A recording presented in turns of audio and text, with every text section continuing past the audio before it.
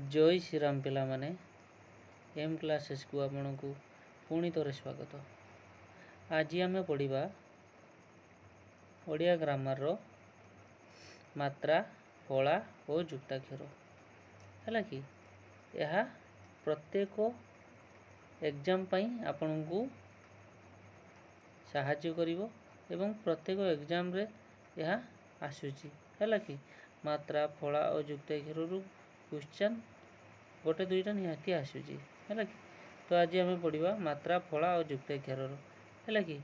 तो आपण channel T को जदि प्रथम थर आसुचंती और विजिट करचंती तो एम क्लासेस चैनल टी को शेयर सब्सक्राइब एवं लाइक करदेवा को भूलिबा नहीं है कि। जहाँफल कि आपण आसुथिबा अपकमिंग जो क्लास आपण पाखु नोटिस माध्यम रे पहुँची जीवो एवं आपण क्लास टी को भल भाव में करि परिबे एवं प्रत्येक क्लास आपण पाखु आसीबो है कि। तो से डेरी करनी तो क्लास टी को शीघ्र शीघ्र जॉइन कर जातु है कि। तो आज आम ओडिया ग्रामर मात्रा फला और जुक्ताक्षर टी को करिबा है कि। चलो डेरी करबानी क्लास टी को आरंभ करिबा। यदि चैनल टी प्रथम थर आसचंती ना तेबे लाइक शेयर एवं सब्सक्रिप्शन करदेवे है।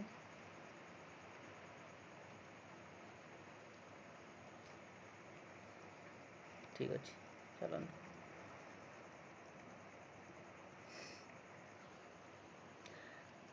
आज आमर प्रथम क्लास रहिबो मात्रा है कि।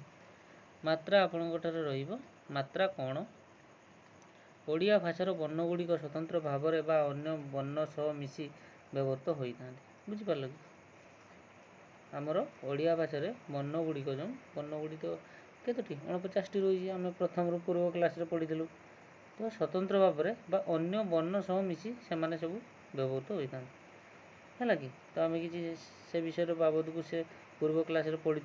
तो आज पढ़ा आम मात्रा मात्रा कौन ना ओ ठारू ओ पर्यंत स्वरवर्ण गुड़िक व्यंजन वर्ण मान सहित मिलित हेले है ओ ठारू केते पर्यंत ना ओ पर्यंत स्वरवर्ण गुड़िक व्यंजन वर्ण मान सहित मिलित होई कौन ना स्वरवर्ण गुड़िक गोटे गोटे संकेत बा चिन्ह रहे है कि। तुम्हें पूर्व क्लास रे देखि स्वरवर्ण व्यंजन वर्ण है कि। तो स्वरवर्ण और व्यंजन वर्ण आमर से स्वरवर्ण और व्यंजन वर्ण मध्य कौन ना स्वरवर्ण गुड़िक गोटे गोटे कौन ना संकेत बा चिन्ह द्वारा आम ताकू मात्रा टाइप रो व्यवहार करूँ केमितिका। आस देखा जदि आम लिखुचे आर आम संकेत को किपर लिखा ना एमती गोटे बाड़ी टाइप रो है कि। यदि आम लिखा हर्षेई हर्षेई भी ठीक से टाइप रो आम से टोपी टाइप रो देउछु एगुड़ा सब कौन ना गोटे गोटे चिन्ह है कि। तो उक्त संकेत को मात्रा बा कार कहुए है कि। ये जो आम हर्षिकार हर्षुकार है दीर्घिकार एगुड़ा को कौन ना गोटे गोटे मात्रा बा कार कहुए है कि। अन्य अर्थर कहवाक गले स्वरवर्ण गुड़िकर संकेत रूप होउछि मात्रा बा कार स्वरवर्ण गुड़िकर सांकेतिक रूप होउछि मात्रा बा कार। तो आम देखा जदि आम ताकू व्यवहार केमिति करवा आस देखा जदि आम लिखा आकार है आर तो आम बनान तार संकेत हो टाइप रो आम ताकू व्यवहार केमिति करछे जेकोसी व्यंजन वर्ण सहित आम ताकू कौन करछे ना जोग करछे बा संजोग करुचे जेमितिका को व्यंजन वर्ण आम कोगरा को ये आम व्यवहार करछे जे कोराका का बोली है कि। ठीक से हीपरी आम जदि आम नवा कौन ना हर्षुकार नवा है कि। हर्षुकार को आम के लिखुचे कि संकेत मध्यम यही टाइप रो दिया है कि। ताको आम व्यवहार केमती करवा ना को रे हर्षौ कु बोली आम उच्चारण करछे तुम पढ़ी थी है कि। ताले आम टिके टिके रिविजन करवा एवं रिविजन माध्यम क्लास टी को आगे नवा है कि। देख ओर सांकेतिक रूप नहीं ओर ସାଙ୍କେତିକ ରୂପ ନାହିଁ। ଏଇଗୁଡ଼ା ମୁଖ୍ୟ ବହୁତ କ୍ୱେଶ୍ଚନ୍ ଆସୁଛି ହେଲା କି। ସେ ପଚାରିବ କେଉଁ ବର୍ଣ୍ଣର ସାଙ୍କେତିକ ରୂପ ନାହିଁ ହେଲା କି। ସେ ହେଉଛି ଅର ହେଉଛି ସାଙ୍କେତିକ ରୂପ ନାହିଁ। ଏହା ପ୍ରତିଟି ବ୍ୟଞ୍ଜନ ସହିତ ମିଶି କରିଥାଏ। ଏ ଯେଉଁ ଅ ବର୍ଣ୍ଣଟି ଏହା ପ୍ରତ୍ୟେକ ବର୍ଣ୍ଣ ସହିତ ମିଶି କରିକିନା ଥାଏ। କିପରି ଥାଏ ଆମେ ଦେଖିବା। ଯଦି ଆମେ ଦେଖିବା ଗୋଟେ ବ୍ୟଞ୍ଜନ ଲେଖିବା କ, ଏ କରେ ବି ମଧ୍ୟ ମିଶିକିନା ଅଛି। କେମିତି ଲେଖିବା ନା କ ଯୁକ୍ତ ଅ। ଏଇ ଅ ଯେଉଁ ବର୍ଣ୍ଣଟା ଏ ସମସ୍ତଙ୍କର ବ୍ୟଞ୍ଜନ ବର୍ଣ୍ଣ ସହିତ ମିଶିକିନା ଥାଏ। ତୁମେ ଯେକୌଣସି ଇଏ କର ଦେଖିବ ଗ ଲେଖିବା ଯୁକ୍ତ ଅ ହେଲା କି। ପ୍ରତ୍ୟେକ ବ୍ୟଞ୍ଜନ ବର୍ଣ୍ଣ ସହିତ ସିଏ ମିଶି କରିକିନା ଥାଏ। କିଏ ଓ ତ ଅର ସାଙ୍କେତିକ ରୂପ ନାହିଁ ହେଲା କି। ଅକାର ଯୁକ୍ତ ହୋଇଥିବାରୁ ବ୍ୟଞ୍ଜନ ବର୍ଣ୍ଣ ଗୁଡ଼ିକୁ ହଳନ୍ତ ଚିହ୍ନ ଲୋପ ହୋଇଥାଏ। ଏହି ଚିହ୍ନକୁ ହସନ୍ତ ବା ଅର୍ଦ୍ଧମାତ୍ରା ଚିହ୍ନ କହନ୍ତି ହେଲା କି। ଯେଉଁ ଆମେ ପ୍ରତ୍ୟେକ ଯେଉଁ ଲେଖୁଛେ କିପରି ଲେଖୁଛେ। ଯଦି ଆମେ ଲେଖୁଛେ କଟାକୁ ଲେଖୁଛେ କେମିତି ଲେଖୁଥିଲେ ନା କ ଯୁକ୍ତ ଓ ହେଲା କି। ତ ସେଇ ଯେଉଁ ହଳନ୍ତ ଚିହ୍ନଟା ଯେ ଆମେ ଯେଉଁ ଅକାର ଯୁକ୍ତ ହୋଇଥିବାରୁ ଏ ଯେଉଁ ବ୍ୟଞ୍ଜନ ବର୍ଣ୍ଣ ଗୁଡ଼ିକରୁ କ'ଣ ହୁଏ ନା ଯେଉଁ ହଳନ୍ତଟା ଅଛି ଏ ହଳନ୍ତଟା ଚିହ୍ନ ଲୋପ ପାଇଥାଏ ହେଲା କି। ଏହି ଚିହ୍ନକୁ କ'ଣ କୁହନ୍ତି ନା ହସନ୍ତ ବା ଅର୍ଦ୍ଧମାତ୍ରା କୁହାଯାଏ। ଏଇଟାକୁ କ'ଣ କୁହାଯାଏ ହଳନ୍ତ ଚିହ୍ନଟାକୁ ତାକୁ ହସନ୍ତ କୁହନ୍ତି ବା ଅର୍ଦ୍ଧମାତ୍ରା ଚିହ୍ନ ମଧ୍ୟ କୁହନ୍ତି ହେଲା କି। ଦେଖ କିପରି ବ୍ୟବହାର ହେଇଛି ଦେଖିଦେବା। ଯେମିତି ଏଇଠି ଆକାରର ବ୍ୟବହାର କେମିତି ହେଇଛି। ଆକାର ବ୍ୟବହାର କରେକାର କା, ଖରେକାର ଖା, ଗରେକାର ଗା ହେଲା କି। ସେମିତି ହର୍ଷିକାର କର ସେ କି, ଖର ସେ କି, ଗର ସେ ଗି ହେଲା। ଦୀର୍ଘଇରେ କ'ଣ ନା ଦୀର୍ଘଇ କାରରେ କରେ ଦୀର୍ଘଇ କି, ଖରେ ଦୀର୍ଘଇ ଖି, ଗରେ ଦୀର୍ଘଇ ଗି। ଏହିପରି ଔ ପର୍ଯ୍ୟନ୍ତ ହେଲା କି ବର୍ଣ୍ଣ ଗୁଡ଼ିକ ସବୁ ବ୍ୟଞ୍ଜନ ବର୍ଣ୍ଣ ସହିତ ସବୁ ସ୍ୱରବର୍ଣ୍ଣର ମିଶ୍ରଣ ଘଟି ସବୁ କାର ବା ଚିହ୍ନ ସୃଷ୍ଟି କରିକା ଏହା ମାତ୍ରା ସୃଷ୍ଟି କରିଛନ୍ତି ହେଲା କି।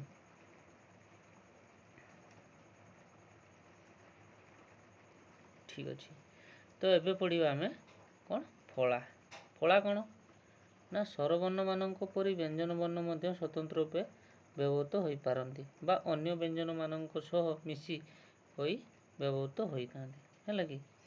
ସ୍ୱରବର୍ଣ୍ଣମାନଙ୍କ ପରି ବ୍ୟଞ୍ଜନ ବର୍ଣ୍ଣ ମଧ୍ୟ ସ୍ୱତନ୍ତ୍ର ରୂପେ ବ୍ୟବହୃତ ହୋଇପାରନ୍ତି ହେଲା କି। ସ୍ୱରବର୍ଣ୍ଣମାନଙ୍କ ପରି କ'ଣ ନା ବ୍ୟଞ୍ଜନ ବର୍ଣ୍ଣ ମଧ୍ୟ ସ୍ୱତନ୍ତ୍ର ରୂପେ ବ୍ୟବହୃତ ହୋଇପାରନ୍ତି। ଆମେ ସେ ପୂର୍ବର ମାତ୍ରାରେ କ'ଣ ଦେଖିଲେ ନା ସ୍ୱରବର୍ଣ୍ଣର ଫଳା ବା ସଂକେତ ରୂପେ କେଉଁ ବର୍ଣ୍ଣ ସହିତ ସଂଯୋଗ ହେଉଛନ୍ତି ନା ବ୍ୟଞ୍ଜନ ବର୍ଣ୍ଣମାନଙ୍କ ସହିତ ହୁଅନ୍ତି। କିନ୍ତୁ ଫଳାରେ କ'ଣ ହେବ ନା ସ୍ୱରବର୍ଣ୍ଣମାନଙ୍କ ପରି ବ୍ୟଞ୍ଜନ ବର୍ଣ୍ଣ ମଧ୍ୟ ସ୍ୱତନ୍ତ୍ର ଭାବେ ବ୍ୟବହୃତ ହୋଇପାରନ୍ତି। ଦେଖିବା କେମିତି ନା ଗୋଟେ ହେଲା ନ, ମ, ୟ, ର, ଳ, ଲ, ଓ ଏଗୁଡ଼ା ସବୁ ଅବର୍ଗୀୟ ହେଲା କି। ଅବର୍ଗୀୟ ଆଉ ଗୋଟେ କ'ଣ ବ୍ୟଞ୍ଜନ ବର୍ଣ୍ଣ। ତ ଏହି 8ଟି ବ୍ୟଞ୍ଜନ ବର୍ଣ୍ଣ ଅନ୍ୟ ବ୍ୟଞ୍ଜନ ବର୍ଣ୍ଣ ସହିତ ମିଶି ଯେଉଁ ସଂକେତ ବା ଚିହ୍ନରେ ପରିଣତ ହୁଅନ୍ତି ସେହି ଚିହ୍ନ ଗୁଡ଼ିକୁ ଫଳା କୁହାଯାଏ। ସେହି ଚିହ୍ନ ଗୁଡ଼ିକୁ କ'ଣ କୁହାଯାଏ ନା ଫଳା କୁହାଯାଏ। ଦେଖିବା କ'ଣ ଫଳା ନା କେମିତି ନା କ ବି ଗୋଟେ ବ୍ୟଞ୍ଜନ ବର୍ଣ୍ଣ, ନ ବି ଗୋଟେ ବ୍ୟଞ୍ଜନ ବର୍ଣ୍ଣ। ତ ମିଶିକିନା କ'ଣ ହେଲା ନା ନ। ଏବଂ ଏଇ ନଟାକୁ କ'ଣ କୁହାଯାଏ ନା ନ ଫଳା ମଧ୍ୟ କୁହାଯାଏ। ନ ଫଳା କୁହାଯାଏ ହେଲା କି। ସେମିତି ଆଉ ଗୋଟେ ଦେଖିବା ମ ହେଲା କି। ମ କ ଗୋଟେ ବ୍ୟଞ୍ଜନ ବର୍ଣ୍ଣ, ମ ଗୋଟେ ବ୍ୟଞ୍ଜନ ବର୍ଣ୍ଣ। ତ ମିଶିକିନା ହେଇଯାଇଛି କ'ଣ ନା ମ ହେଲା କି। ତ ଏମିତି ସେଠି ଯେମିତି ମାତ୍ରାରେ କ'ଣ ଥିଲା ନା ଗୋଟେ ସ୍ୱରବର୍ଣ୍ଣ ସହିତ ବ୍ୟଞ୍ଜନ ବର୍ଣ୍ଣ ବା ବ୍ୟଞ୍ଜନ ବର୍ଣ୍ଣ ସହିତ ସ୍ୱରବର୍ଣ୍ଣର ସଂଯୋଗରେ ତା ମାତ୍ରା ହେଉଥିଲା। ଏଇଠି କ'ଣ ଫଳାରେ କ'ଣ ହେଉଛି ନା ବ୍ୟଞ୍ଜନ ବର୍ଣ୍ଣ ସହିତ ବ୍ୟଞ୍ଜନ ବର୍ଣ୍ଣର ମିଶ୍ରଣରେ ବ୍ୟଞ୍ଜନ ବର୍ଣ୍ଣ ସହିତ ମିଶି ଯେଉଁ ସଂକେତ ବା ଚିହ୍ନରେ ପରିଣତ ହୁଅନ୍ତି ସେହି ଚିହ୍ନ ଗୁଡ଼ିକୁ ଫଳା କୁହାଯାଏ ହେଲା କି। ଦେଖିବା ଆଗକୁ ଯିବା ବ ଫଳା ହେଲା କି। ବ ଫଳା ଦେଖିବା। ବ ଫଳା କ'ଣ ନା ବ ଫଳା ଏହି ଚିହ୍ନଟି କେବଳ ହସନ୍ତ ମରେ ଲାଗେ ଓ ଅନ୍ୟତ୍ର ଏହା ୱ ପରି ଉଚ୍ଚାରିତ ହୁଅନ୍ତି।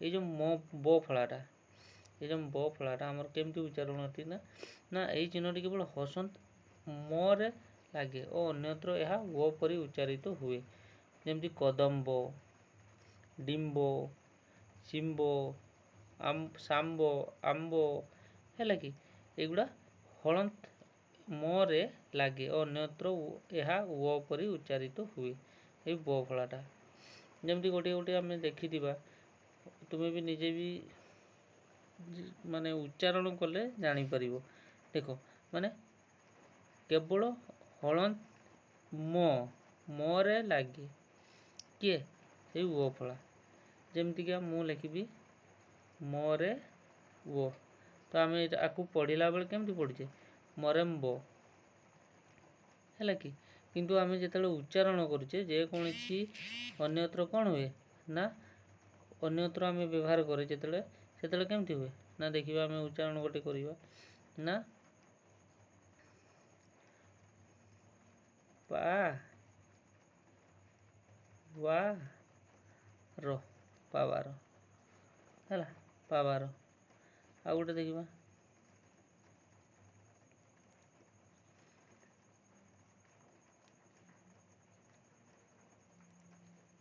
सेठी कौन उच्चारण है ना वो उच्चारित है कि सेठी कौन उच्चारित वो है कि हो ठीक अच्छे सेमती रु रु बुझा ना रु स्वरबर्णर व्यंजन वर्ण सहित मिसिले जो चिन्ह रहे मात्रा बा कार कहती रु स्वरबर्णर व्यंजन वर्ण सहित मिसिले गोटे रु स्वरबर्ण है कि गोटे रु स्वरबर्ण गोटे व्यंजन वर्ण सहित मिसिले जो चिन्ह रहे ता मात्रा बा कार कहती यहाँ रु फला कहती तो आम देखा जदि आम देखा गोटे रु रु आम कौन ना व्यंजन वर्ण सहित मिसिले व्यंजन वर्ण गोटे दबा देखा म है कि तो मिसिले जो चिन्ह रहे बा मात्रा बा कार कहती आम रु करदे तो यहाँ कौन होगा ना रु होगला है कि ताकू कौन कहती ना रु फला कहती है कि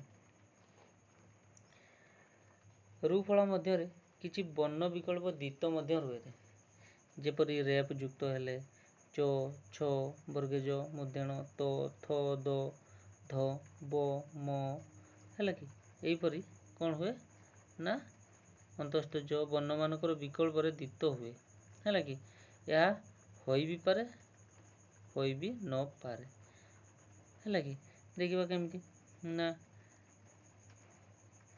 द्वित वर्णर चलनी आम लेखार अच्छी चर्चा है कि आ गोटे गोटे जपरी ये लिखाई देख चर्चा तार बनान है कि द्वित हुए माने दुईटी रेप युक्त हेले सेटा कौन हुए ना वर्ण मानकर विकल्प द्वित हुए माने दुईटा तार माने दुईटा वर्णर चलनी आसे बा मिसी करिया दुईटा अलग अलग कौन हुए ना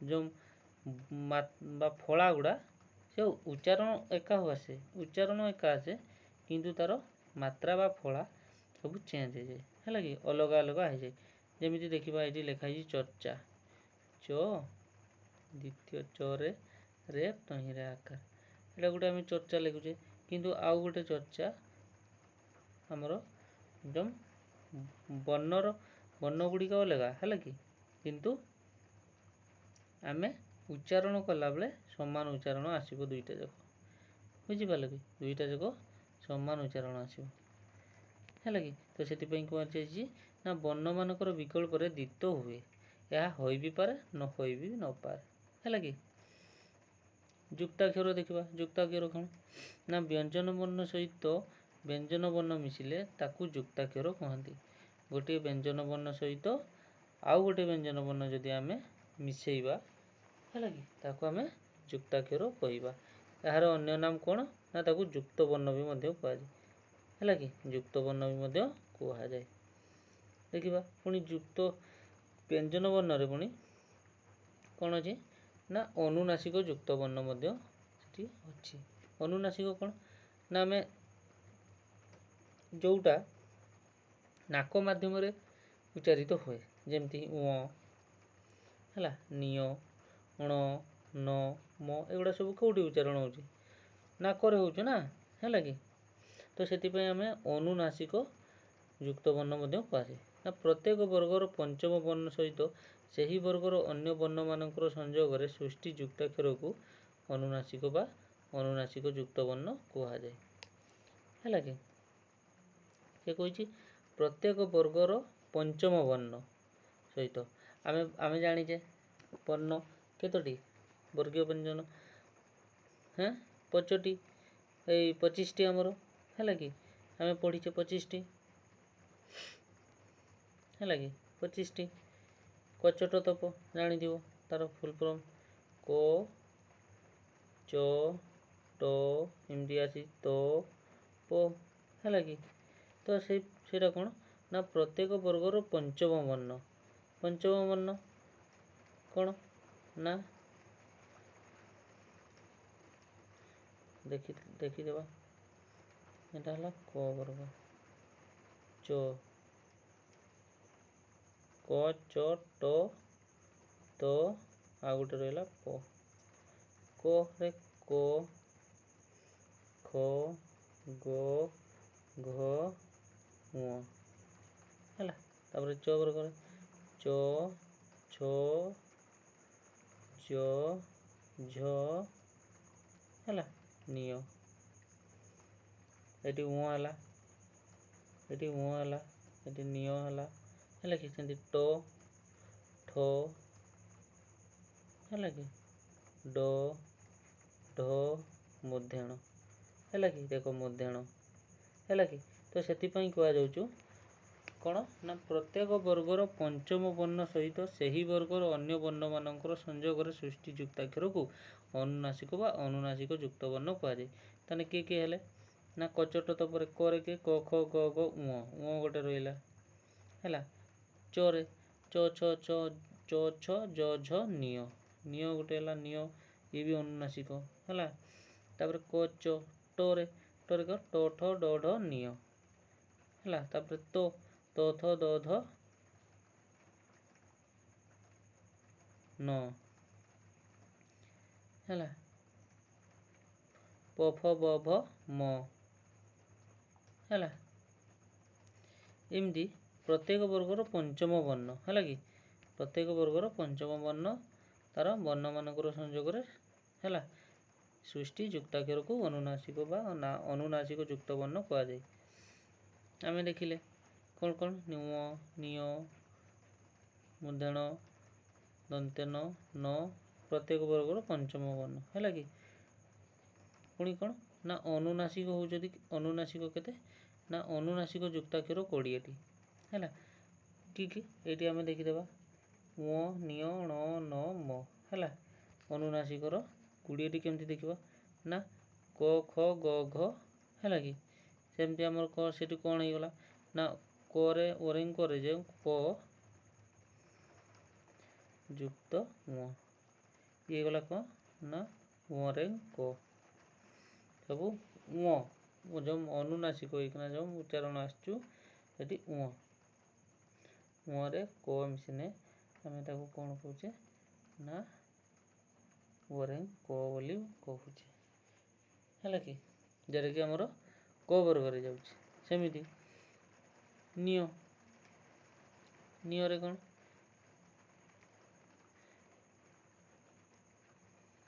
च मिशने कौन हम ना नियरेन च है कि सेमती नियरे छ मिसब कौन हम ना नियरेन छ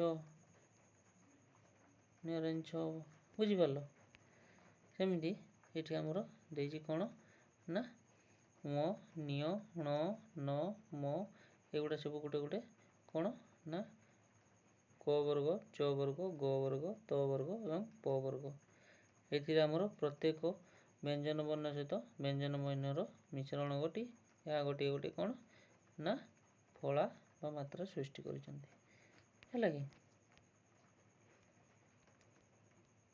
अनुनासिक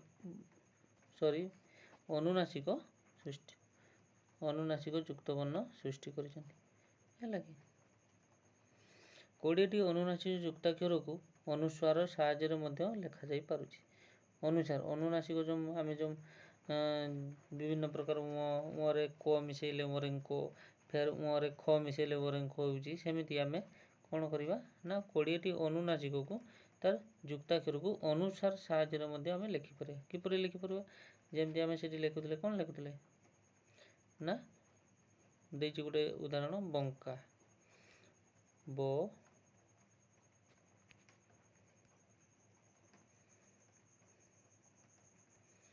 ବଙ୍କା। ଆମେ ଅନ୍ୟତ୍ର ଅନୁସ୍ୱାର ମାଧ୍ୟମରେ କ'ଣ ଲେଖିବା ନା ବ ରେ ଅନୁସାର, ବଂ କରେ କା, ବଙ୍କା। ହେଲା କି? ସେମିତି ଶଙ୍ଖା,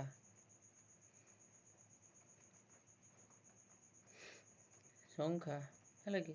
ଆମେ ଅନ୍ୟତ୍ର ଅନୁସାର ମାଧ୍ୟମରେ ଲେଖିଲେ କେମିତି ଲେଖିବା ନା ଦନ୍ତସ୍ୱର ଅନୁସାର କରେ ଖା, ଶଙ୍ଖା। ଉଚ୍ଚାରଣ ସମାନ କିନ୍ତୁ ଆମର ଯେଉଁ ଫଳା ତାହା ଭିନ୍ନ ଟାଇପ୍ର ହେଉଛି। ହେଲା କି? ତ ଇଏ ଥିଲା ଆଜିର ମାତ୍ରା ଫଳାର ପ୍ରଥମ ପାର୍ଟ, ଏବଂ ଦ୍ୱିତୀୟ ପାର୍ଟ ବହୁତ ଶୀଘ୍ର ଆପଣଙ୍କୁ ଆଣିଦେବି। ହେଲା କି? ଠିକ୍ ଅଛି। ତ ଯଦି ଆପଣ ଆମ ଚ୍ୟାନେଲଟି ସତରେ ଭଲ ଲାଗୁଥାଏ ତେବେ ଆପଣ ଲାଇକ୍, ହେଲା, ସେୟାର ଏବଂ ସବସ୍କ୍ରାଇବ୍ କରିବାକୁ ଭୁଲିବେ ନାହିଁ। ହେଲା କି? ଠିକ୍ ଅଛି। ଥ୍ୟାଙ୍କ ୟୁ ପିଲାମାନେ। Good night.